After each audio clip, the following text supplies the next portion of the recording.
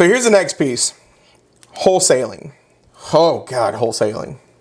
If you've watched the news, if you've been on TikTok, if you've been on any social media, there is a plethora of real estate gurus giving all kinds of bad advice on how to become a millionaire by selling contracts, okay?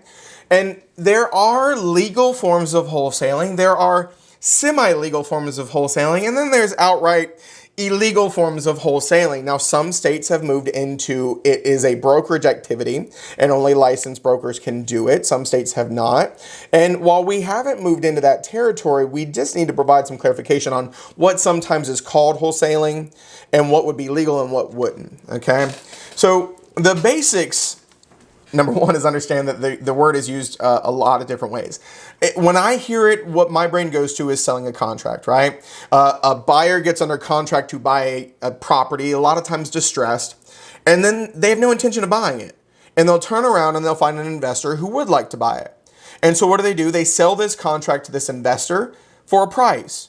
Well, I was going to buy this home for 120. If you renovated this, you could probably sell for 200. I'll sell you this contract for $10,000.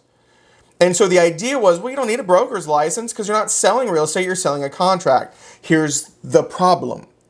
How do you find a buyer for this property? Oh, wait. You advertise a piece of property for sale to the general public, which means an unlicensed person is advertising a home for sale on social media. See the problem there? It's no longer selling a contract, it's unlawful, unlicensed brokerage activities because you are advertising a house for sale while you may only be selling a contract. So there's a lot of issues that come into play here. Now, there are 4 types in the eyes of the commission that we need to talk about.